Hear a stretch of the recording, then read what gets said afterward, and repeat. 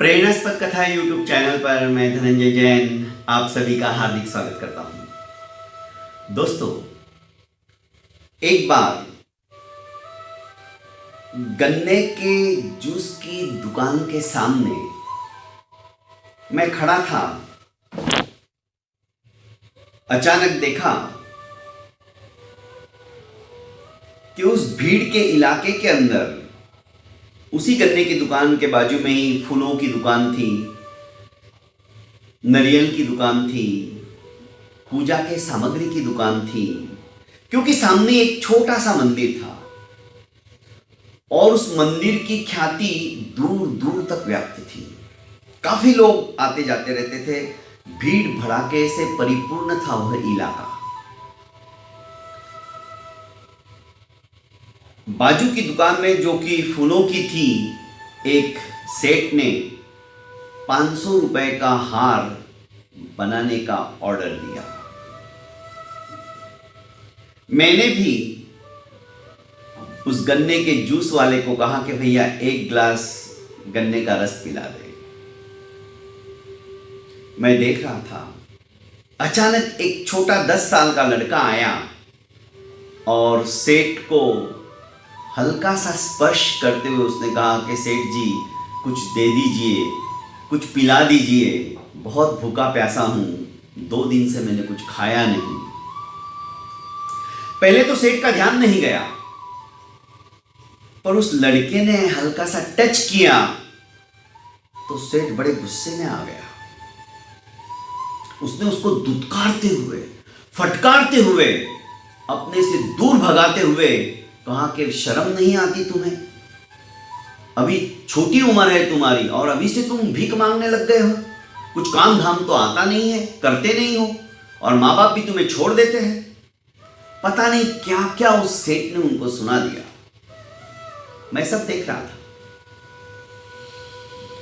मैंने उस लड़के को इशारे से अपनी तरफ बुलाया और जो मेरा ग्लास आ चुका था, मैंने एक और ग्लास का ऑर्डर देते हुए उस बच्चे को मेरा वाला ग्लास गन्ने के जूस का दे दिया।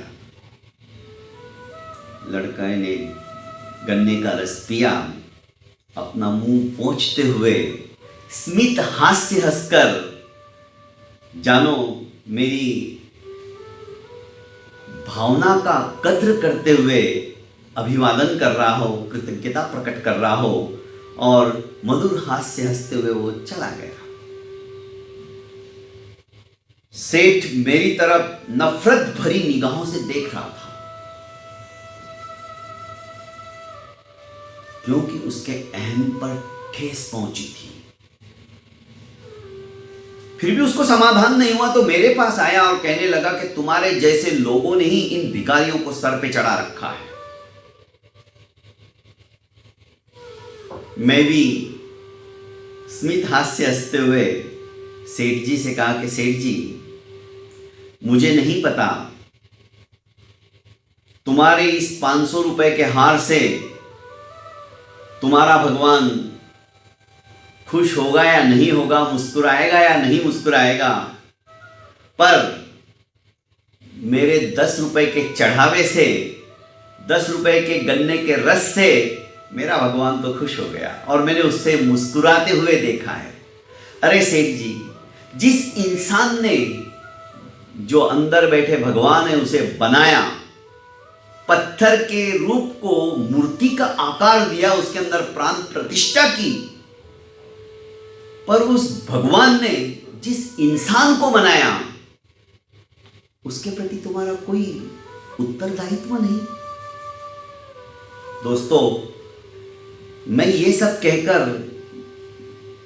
आपकी भावनाओं को आघात नहीं पहुंचाना चाहता, क्योंकि मैं भी प्रतिदिन मंदिर जाता हूं, मैं भी प्रतिदिन उपासना करता हूं, पूजा करता हूं, अर्चना करता हूं। पर इस तरह की पूजा और अर्चना के पश्चात भी हमारे मन के अंदर दया और करुणा की भावना यदि जागृत नहीं होती है, तो मैं समझता हूं ये पूजा, अर्चना, प्रार्थना सब कुछ निरर्थक है। दया और करुणा का पाठ हमारे हृदय के अंदर आत्मसात होना ही चाहिए, उतरना ही चाहिए, तब कहीं जाके वो पूजा हमें फलदायी बनेगी। दोस्तों, कहने का अभिप्राय यही है कि हम जो कुछ कर रहे हैं दिखावा मत कीजिए, अंतर मन से कीजिए। अंतर मन से की हुई आपकी प्रार्थना ऊपर वाला जरूर सुनता है, और उसने मुस्कुरा दिया, समझ लो आपकी जिंदगी के अंदर हमेशा खुशियां ही खुशियां आती रहेगी। बहुत बहुत धन्यवाद।